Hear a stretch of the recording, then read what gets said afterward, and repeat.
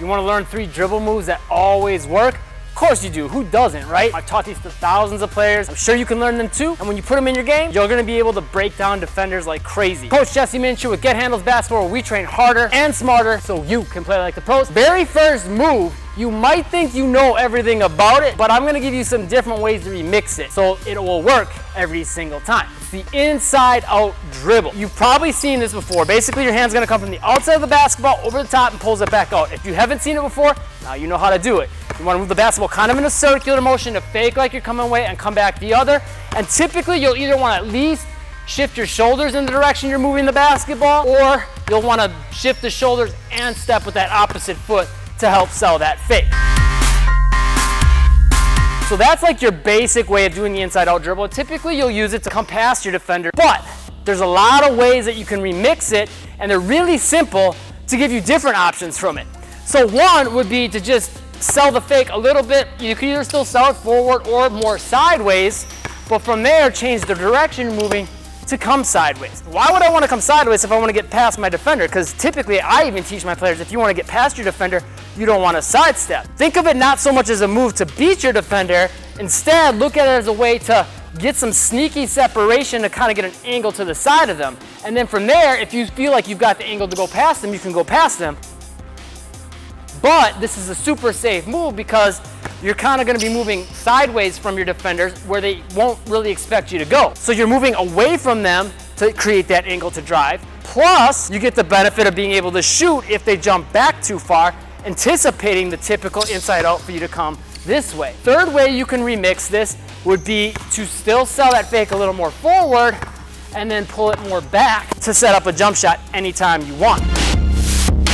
Here's where the power comes that makes it always work. If you sell this fake pretty much the same every single time, all you need to do is focus on your palm positioning from there to create the best option. If you know you can get past your defender, make sure when you release the basketball, your palm's facing that way to push the basketball more forward to beat them. If you're not really sure what they're gonna do and you wanna set them up and kind of read them, make sure your palm is facing this way to push the ball more to the side and then make the next best decision. If you know you can get that jump shot off of them by creating separation, palm should be facing more back.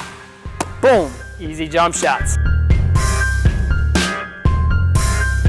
Next move I love because it allows you to change directions, set up your defender, fake them out, all in a way where the ball is really protected, but still really allows you to attack quickly. If you were to do a regular crossover, there's times where you wouldn't want to pull that off because if your defender's too close, they could steal the basketball, right? Well, the perfect option to give yourself a little bit of protection while still putting you in attack mode, probably even more so in attack mode, is going to be the between the legs. Again, you probably know this move, but I'm going to show you some different things you probably haven't thought of that you can use to take it next level. First of all, if you step more forward with this foot or come from upright and drop down, so both feet split apart and one foot's forward, that puts you in a really good position to attack forward.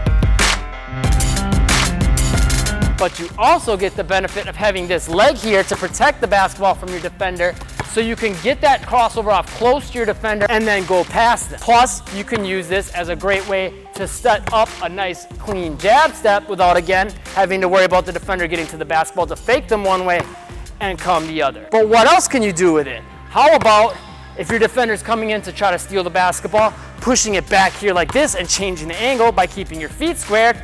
Now the ball is perfectly protected where they can't get to it. There's a ton more things you can do with this. I'm gonna link you to another YouTube video that's gonna show you a bunch of variations for the between the legs move. A lot of them you've probably never seen before, thought of before, tried before, and if you get them all down, you're gonna be able to absolutely destroy your defender no matter what they do. And the third dribble move that always works, behind the back. The thing I like about the behind the back is, like the between the legs, it gives you protection to get that crossover off while keeping your body facing the defender, versus normally if I wanted to protect the basketball back in the day, you would always be taught to go into this stance. The behind the back keeps you square to the basket so you can more quickly get the jump shot off, you can see the whole court, and you can see your teammates. There's more than just doing the behind the back and keeping it back here to protect it from your defender. You can attack to them hard and pull it back kind of into a snatch back.